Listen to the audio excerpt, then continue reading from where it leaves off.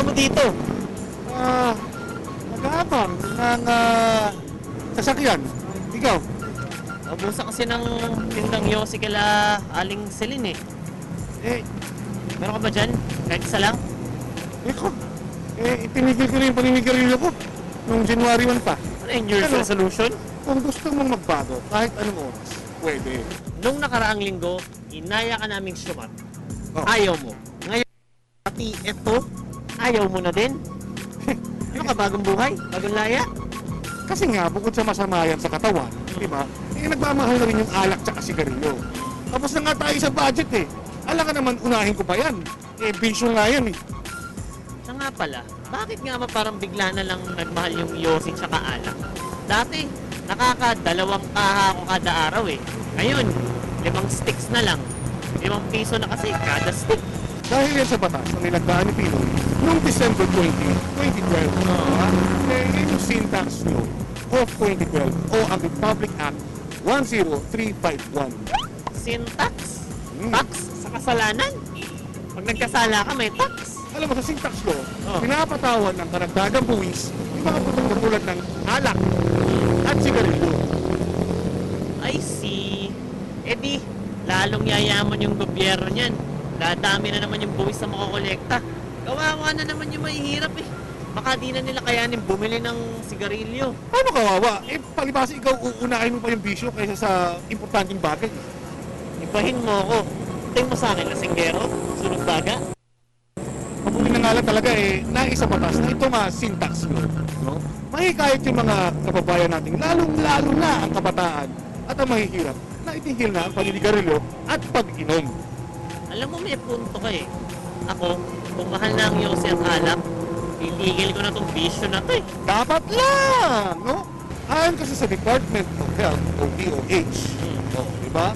10% ng pagtaas ng tobacco taxes ay magpapababa ng 2 milyong paninigarilyo sa taong 2016.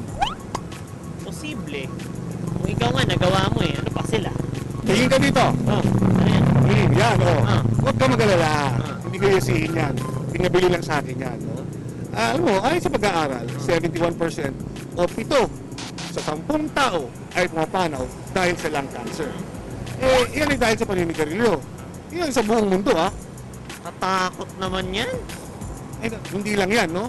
Sa Pilipinas naman, lung cancer ang may pinakamataas sa bilang ng kaso ng cancer. Oh, 10 Pilipino ay namamatay kada oras dahil sa paninigarilyo. 10. Oo nga! Kaya kung ako ikaw, tigigil ko na ang paninigarilyo. Pero saan naman mapupunta yung karagdagang tax na makokolekta? Medyo malaki-laki din yun eh. Talagang malaki, no?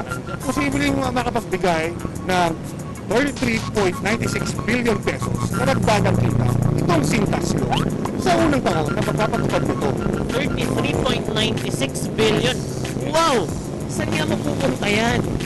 Magpapagawa ng mga klinik at ospital sa pagpapalawak ng National Health Insurance Program o PhilHealth. Magagamit din ito sa pagpapaigi ng mga ospital, ng mga facilities na ito, no? At magpapaganda sa serbisyong pangkalusugan at isa ba yung mga proyekto ng DOH. Okay naman pala yung patutunguhan ng karagdagang buwis na to. Tayo din pala ang makikinabang. Correct ka dyan, no? Kaya huwag ka ng reklamo, no?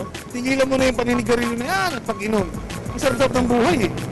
Naisip ko lang, kung bago pa ng bababa ang pagkonsumo ng sigarilyo, posibleng mawala ng pagkakakitaan ang mga tobacco farmer.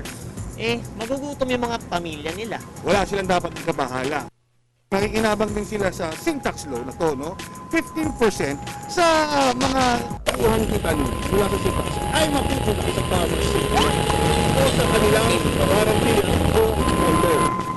Saan naman natitira, mapupunta yung natitirang 85%? Yung 85% ay mapupunta sa proyektong pangkalusugan ng pamahalaan.